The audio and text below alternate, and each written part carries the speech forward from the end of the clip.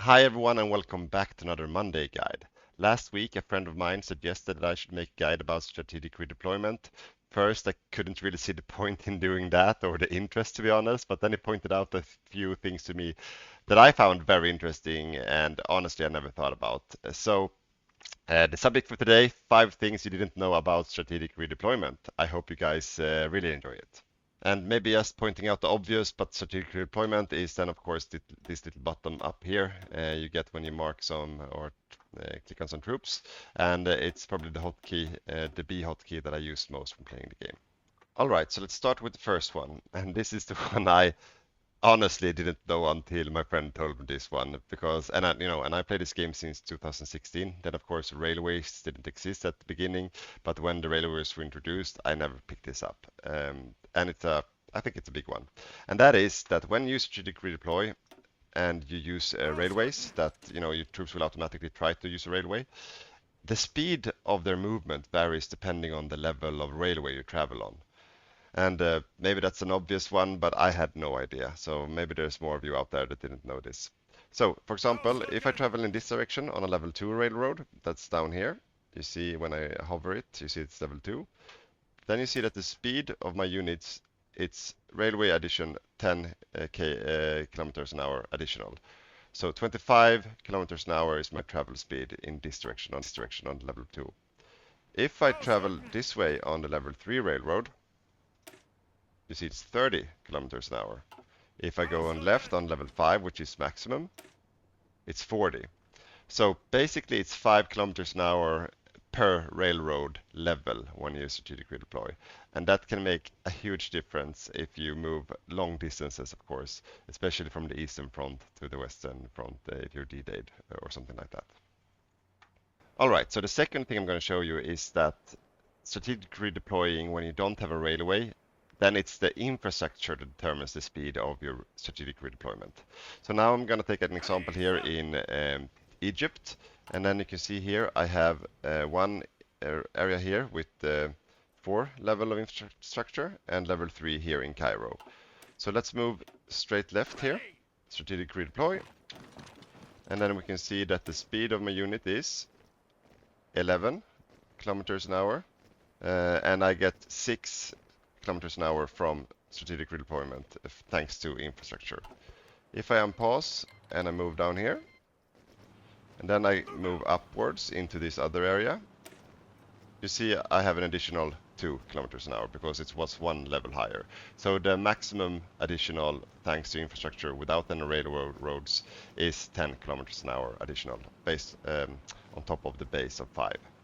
Before moving on to the next part, I just want to take a short moment of your time and say that most of you watching this are yet not subscribers to the channel, so please hit that subscribe button here somewhere, like, comment, and you will receive a new guide from me and Boppus every Monday. If you run out of guides and you want more guides, we have Patreon exclusive guides with a full archive of, I think it is 25 or 26 guides already, and then we release an additional 2 every month or every second week on Thursdays. So check it out, it's in the description below, and you can also support us, and we get super, super happy. Yeah, let's continue. All right, so the third thing I'm going to show you is that when strategic redeploying, it is the tile that you're moving into that determines the movement speed, not the tile you're standing in, except for one thing, and I'm going to come to that. So right now I'm in a, like I just showed you, a level 3 infrastructure zone, and I want to move into a level 4. Then when I start moving into level 4, I'll get that additional speed. If I would move down here, still in the level 3, I only get the additional 6 compared to additional 8%.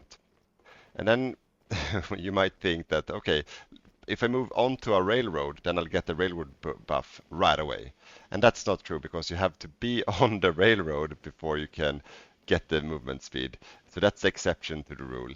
Like I showed you before, yeah, I can show you. So here are railroads. If I want to, and I can show it like this. If I move to the railroad, I still don't get the additional speed. But once I'm on the railroad and I pick between different railroads that have a different level of infrastructure, or the railroad level, I get the different levels right away when I click into those zones. And that was what I showed you before as Germany. I'm standing up here with some troops here in this intersection, you have a railroad number, let's say the railroad level 2 here, level 3 there, and level 5 there. Now I'm already on the railroad, so if I click left, 40, click right, 30. So then it's instant, but if I'm outside the railroad system, I have to get on it before I get the movement buffs. And that's because I think they thought about not being able to just escape really quick out of a battle, but you have to get on the railroad before you can get the speed, the buffs. Alright, so the fourth one I'm going to show you is something that I think everyone experienced in a game at some point that can be super annoying. And that is, if you strategic redeploy to a tile that's being taken over by the enemy, the strategic redeployment is cancelled. So let's take some troops over here, these three guys, and strategic redeployment here to the front line. So they will start moving at full speed, like that. Then let's jump over to the Polish, and then move into that tile. Then let's see what happens. So these guys, full speed there. Let's see what happens when the cavalry moves into the tile. There we go, and now we're down to snail walking speed because the tile was taken. So this can be really annoying, and the quick suggestion is to either use frontline orders and then refresh them sometimes to make sure that everyone is strategic redeploying if they are not, or that strategic redeploy a bit behind the front line. So even though, and that I think that's the safest bet in general, make a front line somewhere like that, but then manually strategic redeploy a bit behind, and then they will move there and then fan out to the front line. Because it can be quite annoying that if you lose tiles, they will cancel and not always strategic redeploy again, even though they should do, depending on the distance and so on. So that's my recommendation. All right, so my last and fifth point is that when you strategic redeploy, and you, thanks to a frontline order, the distance to that front line will determine if the units will strategic redeploy or not. So I made a perfectly scientific data example here. So I just spread out units all from the French border all the way over to the Polish border. Then I'm going to make a front line and see how many of them strategic redeploys or not. So let's make that order here. And then I'm going to unpause just for a second. And now we see that everything from this point on forward will walk by leg automatically, while everyone further away, they will strategically deploy. And that will end up in these guys from the back will probably show up long before these guys that are even closer to the front line. So what you can do when this happens is then that you can just hit the B button, which is, or this button, and you will tell all the units to strategically deploy. So I'm going to do that and pause, and then I can hit B. There we go, and now everyone does this. So that's just a small hack to avoid this super annoying thing, and especially if you use tank units, if they are rolling around in the terrain, and they will burn so much equipment as well. They don't if they strategically deploy. So that's worth thinking about. All right, that was everything I had to show you guys today. Some final conclusions about strategic redeployment is then, of course, is this applicable in some kind of single player or multiplayer scenario? Yes, I think it is. I can come to mind or think about at least two things that I would do differently after learning this. And the one thing is that when you play Germany or you play the Soviet Union, having a really really high level railroad through the center of your country that you can use for quick movements from the east to the west to cover large distances, that's probably worth it.